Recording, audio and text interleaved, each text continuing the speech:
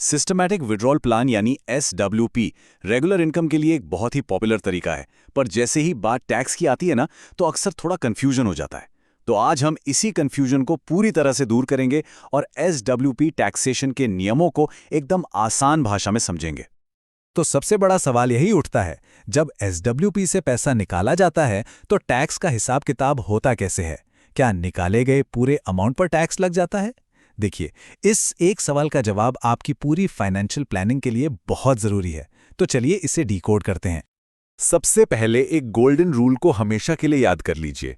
SWP से निकाले गए हर ₹1 पर टैक्स नहीं लगता। नहीं, टैक्स लगता है सिर्फ और सिर्फ मुनाफे पर, यानी जो कैपिटल गेन हुआ है बस उसी हिस्से पर। आपका जो मूलधन है वो हमेशा टैक्स फ्री रहता है। तो बस यही है SWP टैक्स का सबसे बेसिक और सबसे जरूरी सिद्धांत। प्रॉफिट पर tax, principle tax free. Simple. अब देखते हैं कि ये असल में काम कैसे करता है। अब टैक्स की गहराई में उतरने से पहले एक बार जल्दी से देख लेते हैं कि SWP है क्या। ये म्यूचुअल फंड की बस एक सुविधा है जो आपको अपने ही पैसे से एक फिक्स्ड टाइम पे एक फिक्स्ड अमाउंट निकालने की आज़ादी देती है, बिल्कुल एक रेगुलर इनकम की तरह। अच्छा, अब कहानी में एक बहुत बड़ा ट्विस्ट आता है। आपके SWP पर टैक्स कैसे लगेगा, ये पूरी तरह से इस बात पर निर्भर करता है कि आपका पैसा किस तरह के फंड में लगा है। यहाँ दो रास्ते हैं, एक इक्विटी फंड का और दूसरा डेट फंड का। और एक बात बिल्कुल साफ है, इन दोनों के लिए टैक्स के नियम एकदम अलग हैं। मतलब जमीन आसमान का फर्क है। इक्विटी का रास्ता अलग है और डेट का रास्ता बिल्कुल अलग। तो चलिए एक एक करके दोनों रास्तों को समझते हैं।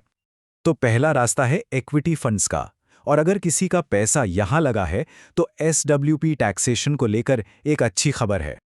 इक्विटी फंड से जो भी मुनाफा होता है उसे कहते हैं लॉन्ग टर्म कैपिटल गेन्स या LTCG, और इसकी सबसे बढ़िया बात यह है कि इस पर एक खास टैक्स छूट भी मिलती है। और ये है वो खास नंबर, 1 लाख रुपए। जी हाँ, एक फाइनेंशियल ईयर में अगर इक्विटी फंड से 1 लाख रुपए तक का लॉन्ग टर्म कैपिटल गेन होता है तो उस पर 0 टैक्स लगता है। टैक्स सिर्फ तभी लगेगा जब मुनाफा इस 1 लाख की लिमिट को पार करेगा। तो ये तो हुई इक्विटी फंड्स की बात। अब चलते हैं दूसरे रास्ते पर, यानी डेट फंड्स पर। यहाँ SWP से निकाले गए मुनाफे पर टैक्स का हिसाब किताब पूरी तरह से बदल जाता है। यहाँ टैक्स कैलकुलेट करने का तरीका एकदम सीधा सा है, 3 स्टेप्स में। स्टेप 1, पता लगाइए कि आपके विड्रॉल में प्रॉफिट कितना है। स्टेप 2, उस प्रॉफिट को अपनी टोटल सालाना इनकम में जोड़ दीजिए। और स्टेप 3, अब जो टोटल इनकम बनी उस पर अपने इनकम टैक्स स्लैब के हिसाब से टैक्स दे दीजिए। बस। और यहीं पर सबसे बड़ा फर्क साफ हो जाता है। याद है इक्विटी में वो 1 लाख वाली छूट?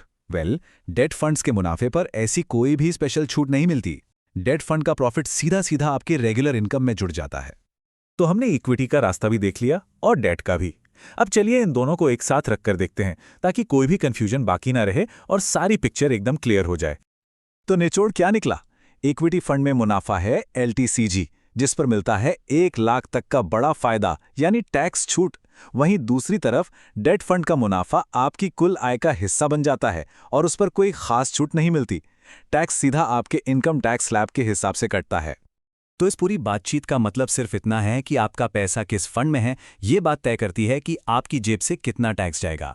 और ये छोटी सी जानकारी किसी की भी फाइनेंशियल प्लानिंग और टैक्स बचाने की स्ट्रैटेजी को पूरी तरह से बदल सकती है।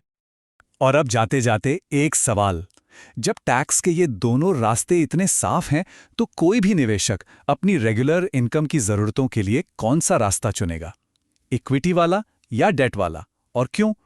इस सवाल का जवाब ही शायद आपकी अगली इन्वेस्टमेंट स्ट्रैटेजी की नींव रखेगा। सोचिएगा जरूर।